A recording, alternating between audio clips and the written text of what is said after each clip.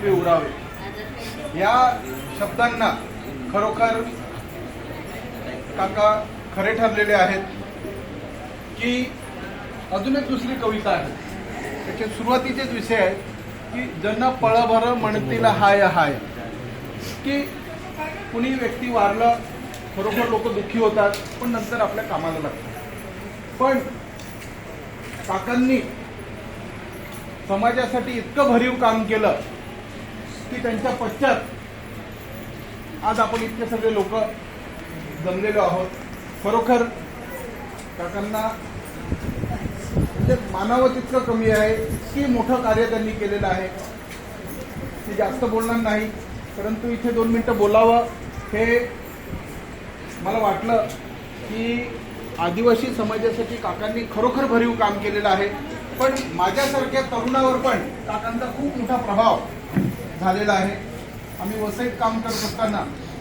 पर्यावरण संवर्धन समितीतर्फे एक साधारणतः 2016च्या दरम्यान माझे मित्र आपल्या जिल्ह्याचे म्हणजे आपल्या आदिवासी एकता परिषदेच्या पालघर जिल्ह्याचे अध्यक्ष सन्माननीय दत्ता सांबरे आणि माझे मार्गदर्शक शशी सर यांच्या मार्फत मला काकांची भेटण्याची संधी मिळाली आणि भूमिपुत्र बचाव आंदोलनाच्या माध्यमातून एक मोठं आंदोलन ज्याचं नेतृत्व काकांनी केलेलं कालचा परवाचा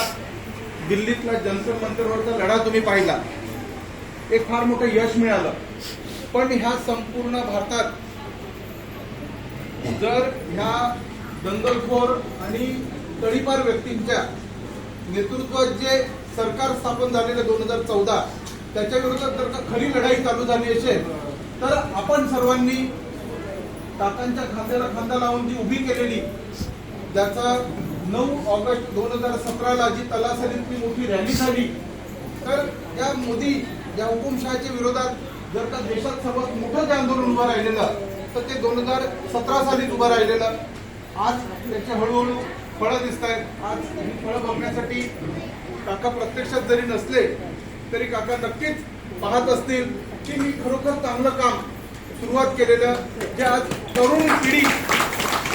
जे युवक आणि तरुण जिथे कुठलाही पक्ष नाही कुठली संघटना नाही अशा युवकांनी पुढे नेलेलं आहे तर आपण सर्व मिळून काकांचं हे काम असंच पुढे चालू ठेवूया पुन्हा एकदा सर्वांना मी जोहार आणि धन्यवाद